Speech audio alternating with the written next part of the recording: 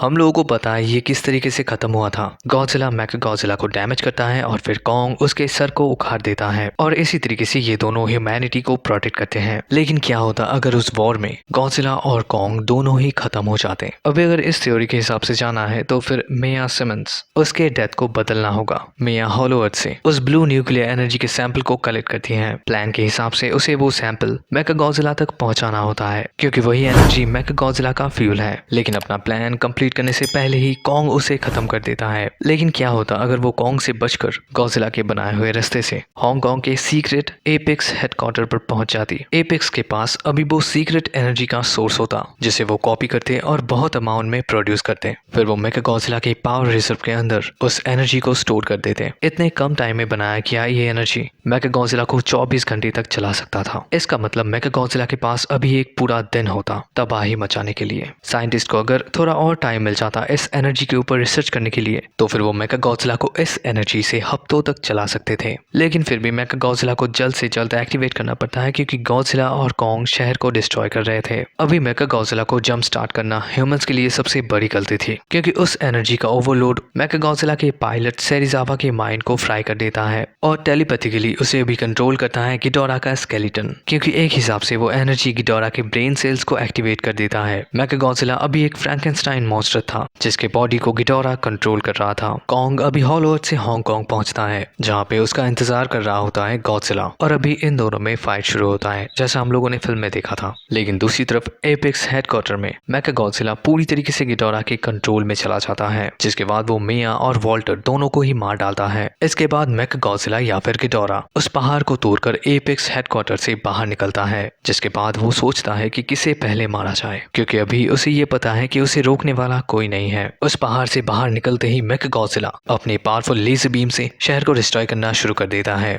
ये देखकर गॉडजिला और कॉन्ग दोनों ही एक साथ मेचागॉडजिला के ऊपर अटैक करने के लिए आगे बढ़ते हैं। ये देखकर मेचागॉडजिला अपने गॉडजिला बस्टर्स मिसाइल्स को इन दोनों के ऊपर फायर कर देते हैं। गॉडजिला का आर्मर इस मिसाइल अटैक को सर्वाइव कर जाता है लेकिन कॉन्ग इस अटैक को डॉज करता है और वो मेचागॉडजिला के करीब पहुंचता है। कॉन्ग अभी मेचागॉडजिला के ऊपर अपने पैरों से अटैक करता है। मेचागॉडजिला गिर जाता है और ऐसे टाइम पर कॉन्ग के हाथ लगता है वो एक्स। इस बीच मेचागॉडजिला बहुत ही फास्ट मूव करके वो फिर से अपने दोनों पैरों पर खड़ा हो जाता है। कॉन्ग अभी अपने एक्स को लेकर मेचागॉडजिला के ऊपर पीछे से अटैक करने के लिए आता है लेकिन मेचागॉडजिला को इस अटैक के बारे में अपने सेंसर से पता चल जाता है और फिर वो अपने टेल सेक्शन से कॉन्ग के ऊपर अटैक कर देता है। इस बीच गॉडजिला आकर उसके ऊपर अपने एटॉमिक ब्रेथ से अटैक करता है लेकिन उस अटैक को मेचागॉडजिला अपनी लेजर बीम अटैक से रोक देता है। ये देखकर कॉन्ग मेचागॉडजिला के ऊपर अपने एक्स से अटैक करता है और मेचागॉडजिला अपने क्लॉ ड्रिलर से कॉन्ग के हाथ को डैमेज करता है और फिर अपने एनर्जी पंच का यूज करके वो कॉन्ग को एक पंच करता है जिससे कॉन्ग हॉलो अर्थ के उस गड्ढे में जा गिरता है। सरफेस वर्ल्ड पर अभी गॉडजिला और मेचागॉडजिला के बीच और कोई नहीं होता। मेचागॉडजिला अभी अपने लेजर बीम से फिर से गॉडजिला के ऊपर अटैक करता है और गॉडजिला इसे अपने एटॉमिक ब्रेथ से रोकने की कोशिश तो करता है लेकिन वो इससे डैमेज हो जाता है। मेचागॉडजिला अभी गॉडजिला के करीब आकर वो वही करता है जो वो गॉडजिला वर्सेस कॉन्ग में करने वाला था। गॉडजिला का सर मेचागॉडजिला के लेजर बीम अटैक से पिघल जाता है। गॉडजिला अभी खत्म हो चुका है और शायद कॉन्ग भी।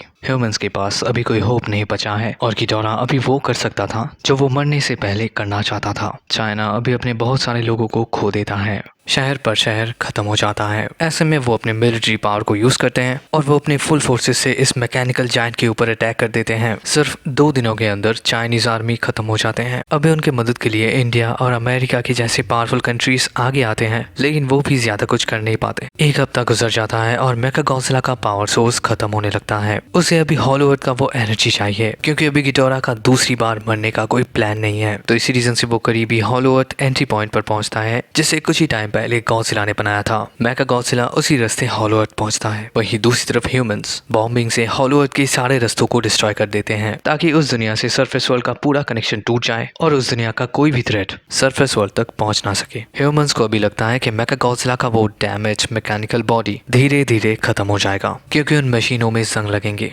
और अगर उस मैकेनिकल बॉडी को टाइम टू टाइम सर्विस नहीं किया गया तो वो एक दिन जरूर खत्म हो जाएगा। फिजिकली वो कुछ महसूस तो नहीं करेगा क्योंकि वो पूरा मैकेनिकल है लेकिन उसके माइंड को पता होगा। ह्यूमंस को इस चीज का भी डर रहेगा कि अगर उस मैकेनिकल मॉन्स्टर को फिर से सरफेस वर्ल्ड पर आने का रास्ता मिल जाता है तब उसे कौन रोकेगा, क्योंकि गॉडजिला खत्म हो चुका है और कॉन्ग का कुछ पता नहीं। तो इसी रीजन से हर एक कंट्री रोबोटिक डिफेंस मैकेनिज्म को सेटअप करेंगे। वो उन जायगेंटिक रोबोट्स को बनाने की कोशिश करेंगे जो इन मॉन्स्टर से फाइट करने के लिए केपेबल होंगे, क्योंकि अगर वो फिर से अर्थ पर आ जाता है तो इस बार वो अर्थ को ही खत्म कर देगा। लेकिन हॉलो अर्थ में मेगा गॉडजिला के साथ क्या होगा? क्या कॉन्ग अभी भी जिंदा है? और हॉलो अर्थ का वो किंग स्कार, क्या वो मेगा गॉडजिला के लिए अपने थ्रोन को ऐसे ही छोड़ देगा? तो क्या होता अगर मेगा गॉडजिला हॉलो अर्थ पर आ जाता?